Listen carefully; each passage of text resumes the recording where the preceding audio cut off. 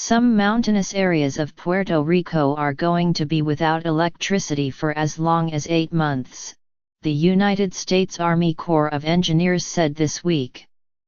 It has been 3 months since Hurricane Maria swept through the island, knocking down tens of thousands of power poles and turning off virtually everyone's lights.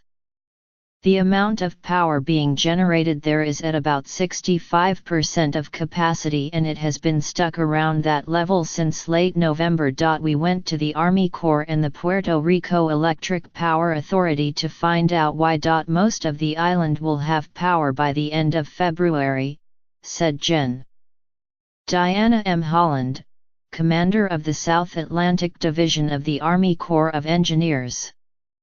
But the last stretch, the hard-to-reach rural areas, will not get power until the end of May, just in time for the 2018 hurricane season. Our power grid has never seen anything like this, said Justo Gonzalez, the interim director of the Power Authority, known as PREPA. The Army Corps said the areas that were expected to take the longest were the central towns of Lares, Utuado, and Adjuntas, together home to about 80,000 people. The sheer amount of work, said Jose E. Sanchez, an engineer at the Corps who leads the Power Restoration Task Force.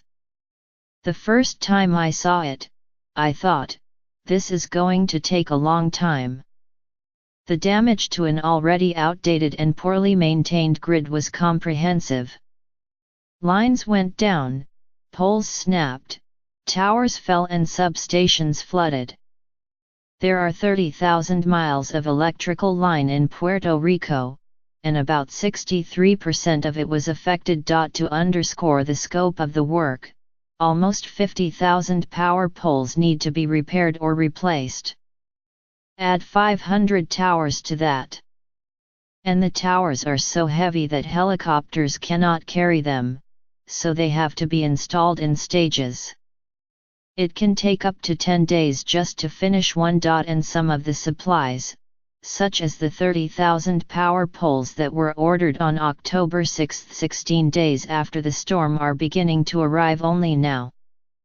Some 400 miles of cable are expected to reach the island in the next 2 weeks, Mr. Gonzalez said. Many of the items simply take a long time to manufacture, ship and offload, General Holland explained. The thing that challenges every mission that we're doing here has been the logistics, the materials, just the physics of getting here, she said. Puerto Rico has struggled to obtain enough transformers, electrical fittings, and electrical insulators, according to PREPA, to the point that crews have been assigned to recycle existing materials while they wait for new ones to arrive.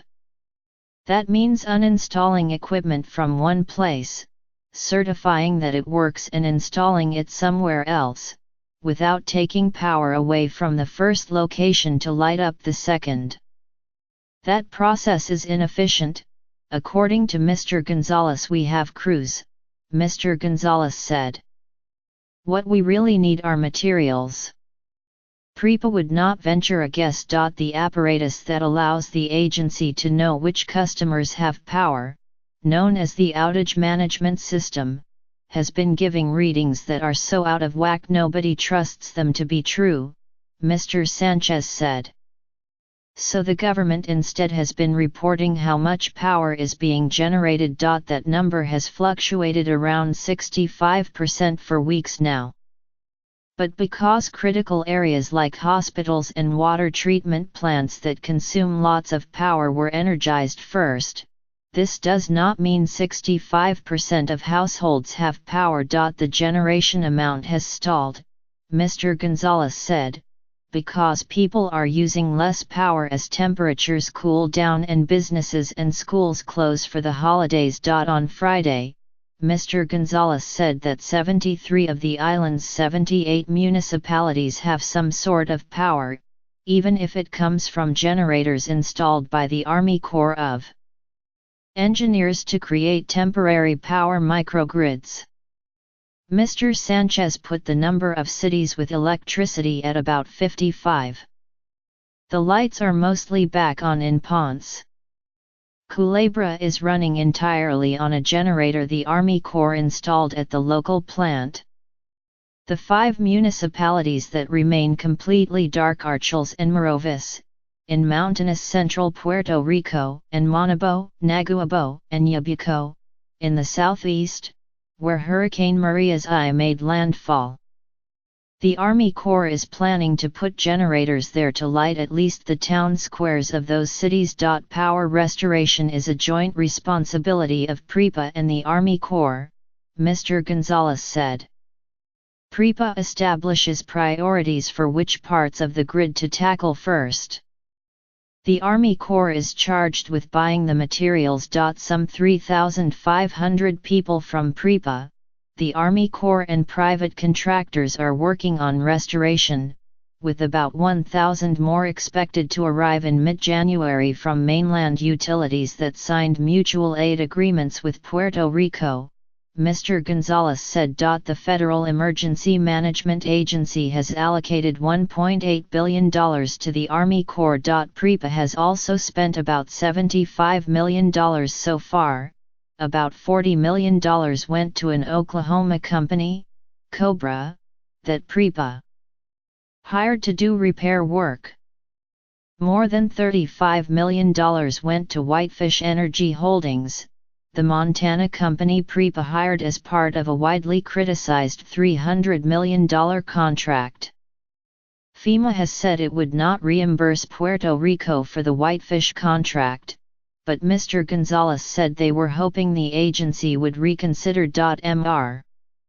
Gonzalez said his goal was to restore power by whatever means possible, even if it is with temporary generators or battery systems. Some homes were left in such bad shape that they might not be able to connect to the grid. What we want to do is bring electricity, he said, no matter what form it takes. Power is power.